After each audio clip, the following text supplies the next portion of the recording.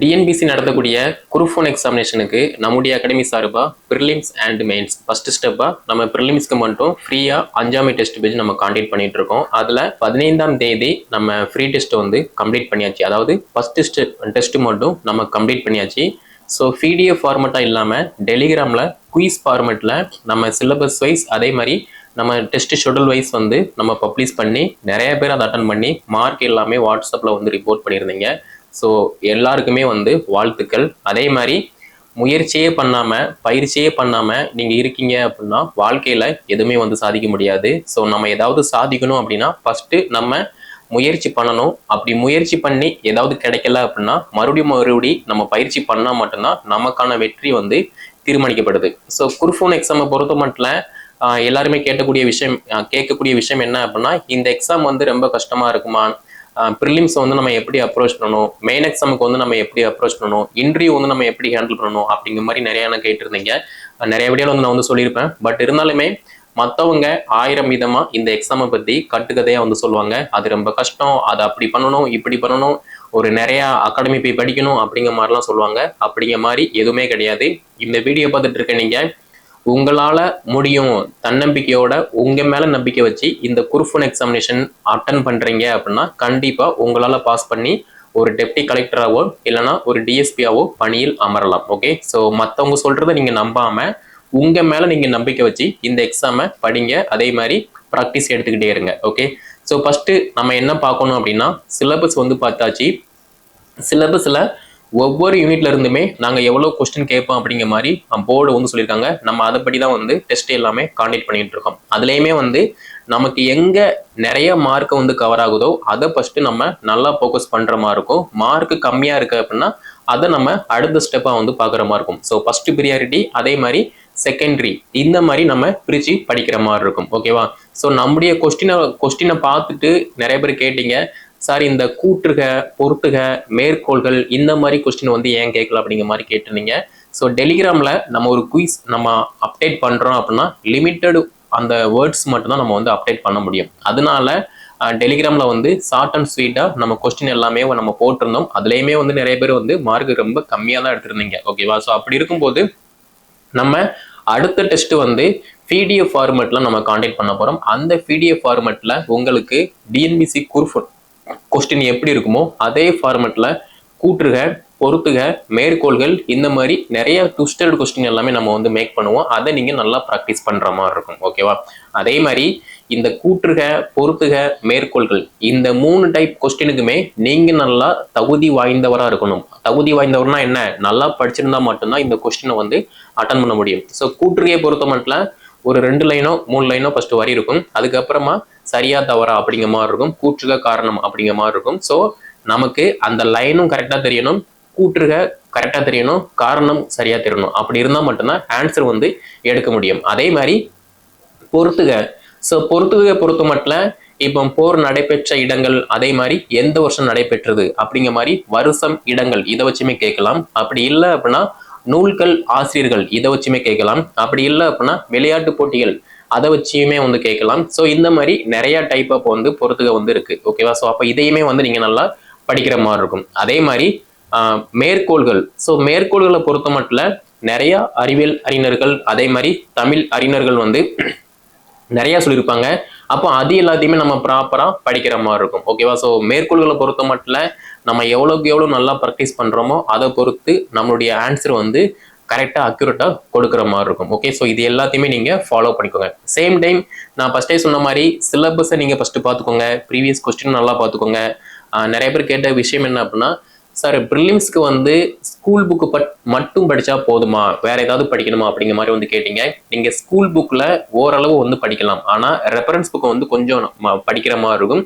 அதுவுமே வந்து இந்த எத்திக்ஸு அதே மாதிரி தமிழ்நாடு நிர்வாகம் அதே மாதிரி தமிழ்நாடு வரலாறு மரபு பண்பாடு இந்த மாதிரி டாபிக் மட்டும்தான் நம்ம எக்ஸ்ட்ரா சோர்ஸ் படிக்கிற மாதிரி இருக்குமே தவிர மற்றது எல்லாமே நம்ம ஸ்கூல் புக்கை நல்லா இன்டெப்தா படிக்கிற மாதிரி இருக்கும். ஸோ நம்ம இப்பவே நம்ம ஸ்கூல் புக்கை நல்லா இன்டெப்தா படிச்சிட்டோம் அப்படின்னா மெயின் எக்ஸாமுக்கு நம்ம எந்த விதமான பயமும் இல்லாம ஈஸியா அந்த கொஸ்டினுக்கான ஆன்சரை வந்து நம்ம ப்ரெசன்டேஷன் கொடுக்குற மாதிரி இருக்கும். ஓகேவா? ஸோ ஸ்கூல் புக்கை இப்போ நீங்க நல்லாவே படிச்சுக்கோங்க. அதே மாதிரி அடிப்படை என்னவோ ஸ்கூல் புக்கு. அப்போ அதை நீங்கள் நல்லா படிங்க.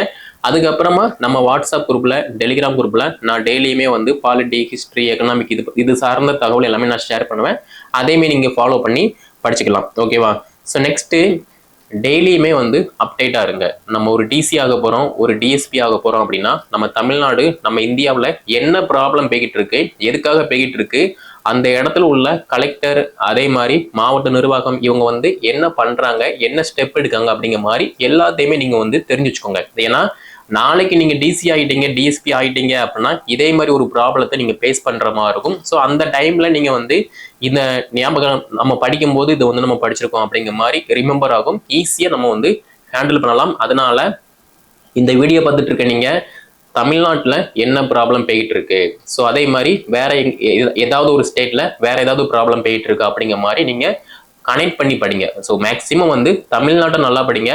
வேற ஒரு ஸ்டேட் இருக்கு, வேற ஒரு இது இருக்கு அப்படின்னா அதை நீங்க தெரிஞ்சு வச்சுக்கோங்க. ஓகேவா? ஸோ நெக்ஸ்ட் என்ன அப்படின்னா, இப்போ ரீசெண்டாக நம்ம டெஸ்ட்ல நிறைய பேர் பண்ணக்கூடிய மிஸ்டேக் என்ன அப்படின்னா, சார் நான் வந்து கொஸ்டின் கரெக்டாக ரீட் பண்ணல, ஆன்சர் வந்து நான் கரெக்டாக ரீட் பண்ணல, எனக்கு தெரியுது மாதிரியே இருந்துச்சு, நான் வந்து டக்குன்னு ஆன்சர் கிளிக் பண்ணிட்டேன் அப்படிங்கிற மாதிரிலாம் வந்து சொன்னீங்க. இந்த மிஸ்டேக் வந்து இப்பவும் இல்லை, எப்போதுமே இருக்கக்கூடாது.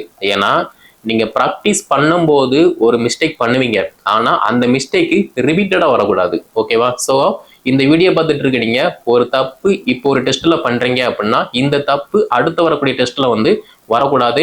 கொஸ்டினை வந்து நீங்க கவனமா வந்து ரீட் பண்ணுங்க.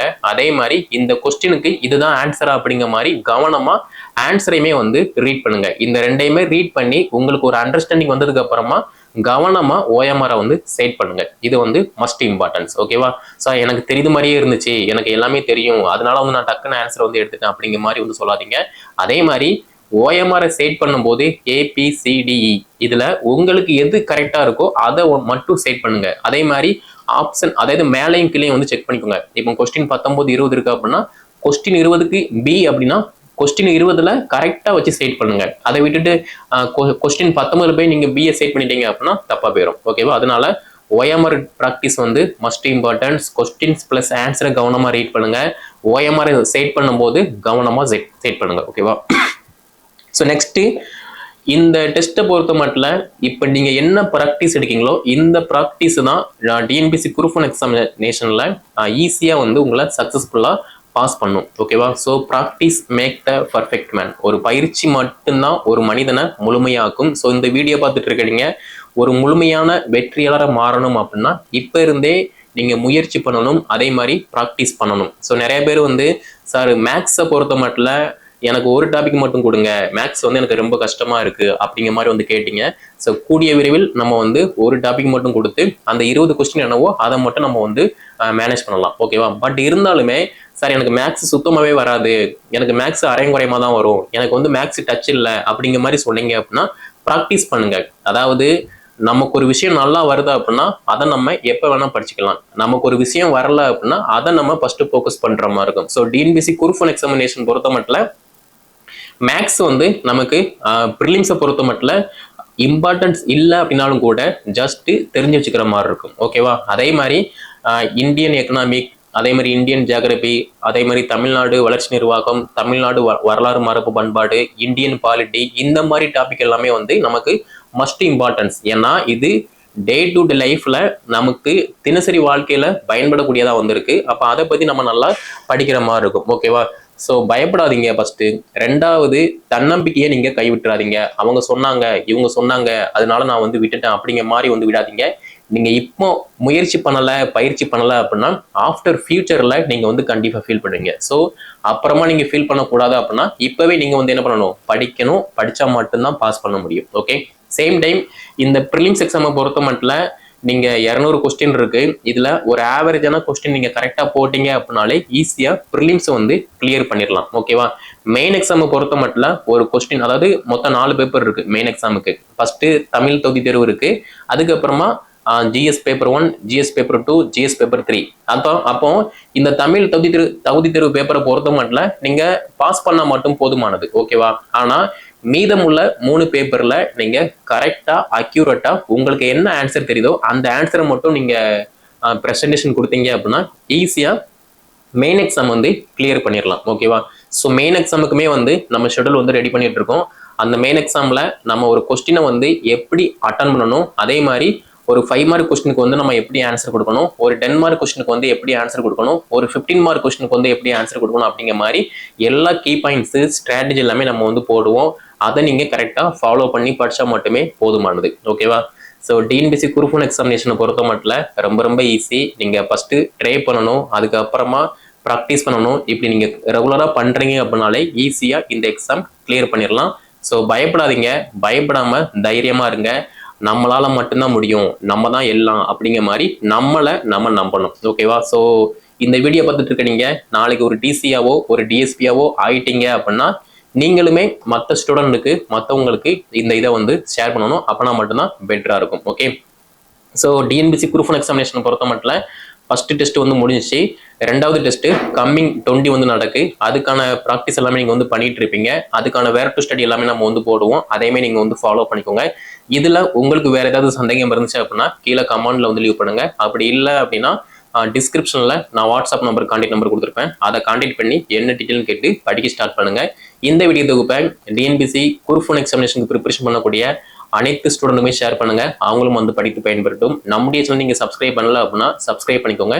நன்றி, வணக்கம்.